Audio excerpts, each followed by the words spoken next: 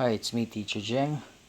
So, welcome to our art class. Today, we are going to talk and give a demo on how to draw a water droplet. So, first, we're going to do a circle.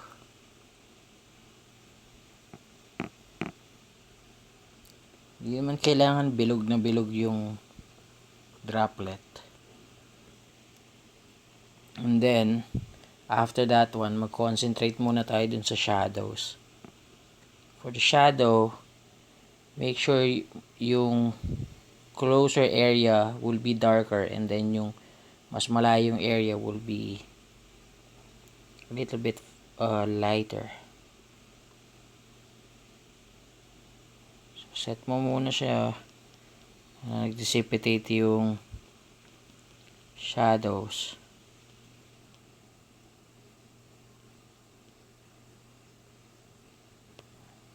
Ayan. Then you could now start to darken some of the areas.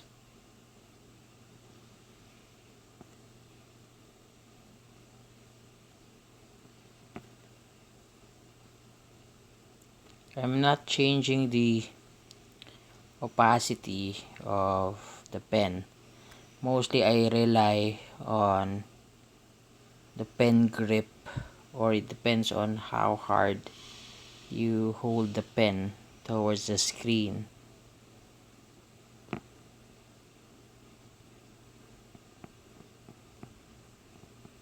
So dahan-dahan lang siya para ma-practice mo yung tone of value. So kung lighter areas, what I do is hold the pen as light as possible, and then for the darker areas, I put a little pressure. You could zoom in a little bit if you want.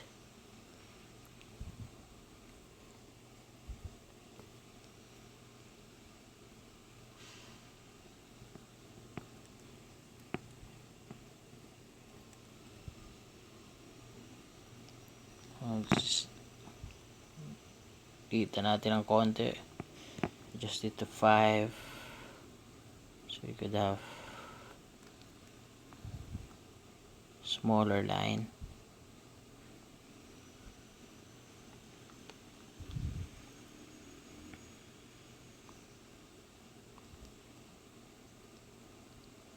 So I'm still working on the shadow. We're gonna do it first na para we won't have a lot of going back and forth sections, because translucent naman yung ibang area ng water droplet eh. So concentrate muna ako sa shadows up until I could get the desired amount that I like before I will work on the main droplet. So mostly hindi ko na pinapakailaman yung area kung saan may soft tones and mid tones and then light tones. Just concentrate na lang adding more shades on the darker areas. And then, as light as possible, I could now work on the shades.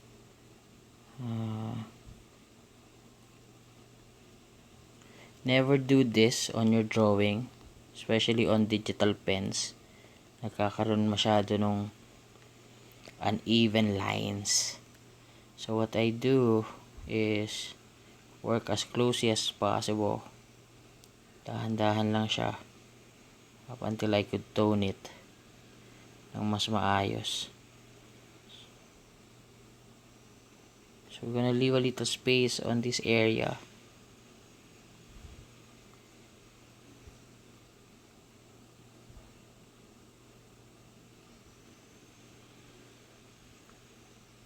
So let's just say iwanan natin ang part na to.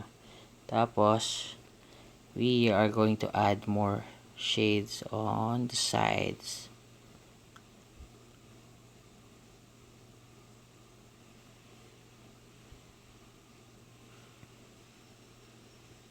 And then I will not close this area.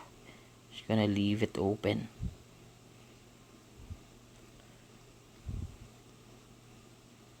I'll work on this part, but not too dark because we don't want it to be too dark na parang umaagaw siya ng attention from this area. We still want this one siya yung pinakamadilim.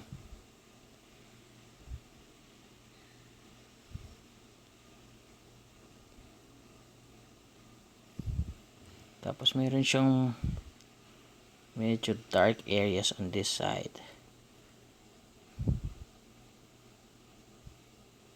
Tapos mayroong may iwan ditong konti because of the reflected light.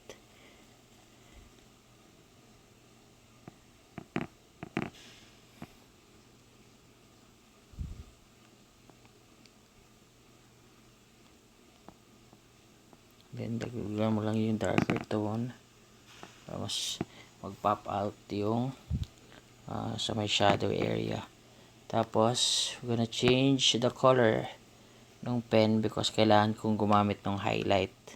So lalagay lang natin siya sa puti. I'm gonna use this one. Create a highlight on this area.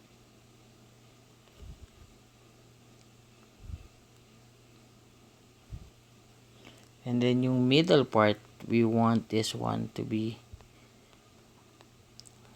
super white or more of the clear version ng white area. And then yung ilalim on this area, we want it soft white. So we're gonna add lang a bit shade ng white so we could diffuse this gray area o yung excess kanina. Gray tone. Balik ko lang siya sa gray area or sa, and then tone it a bit. Mostly cleaning na lang.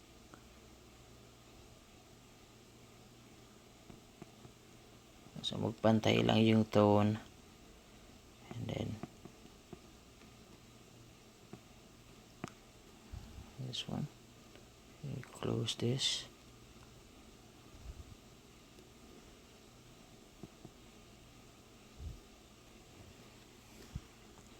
And then zoom in a little bit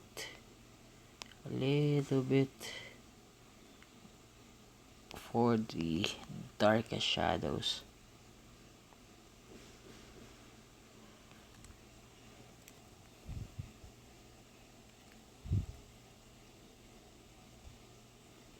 And then we're gonna change the opacity to 30%. Pang clean lang yung area.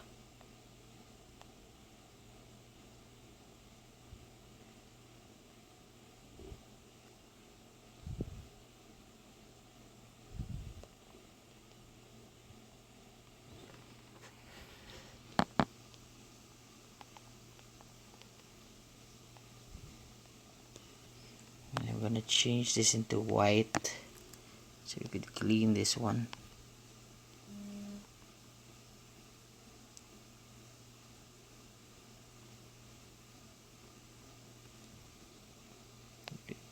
Create lang a little bit of highlights in this part.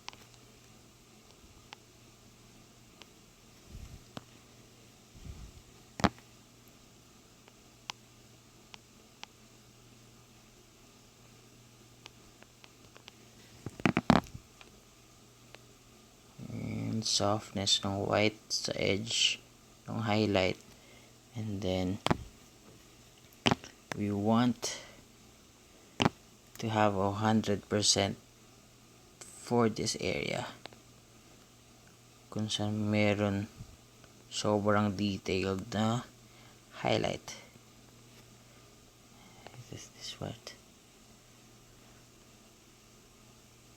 and then clean it lang here so you could have a little bit of reflection. We're gonna change this into black area. So shadows on this part. After that one, after you've settled the shadows, and if you want to clean it a little bit, you can. And after the shadows,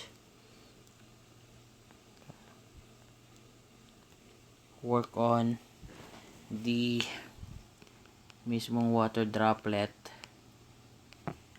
Light as possible first, and then slowly do lang yung darkest shade, then yung reflected light, and then that's it. Then the highlights, and there you have it. So this is Teacher Zheng. I hope you learned from us today at Studio Andelino about how to do a water droplet. I'll be seeing you guys again probably next week, so I could post another small art tutorial, so anyone could learn how to draw.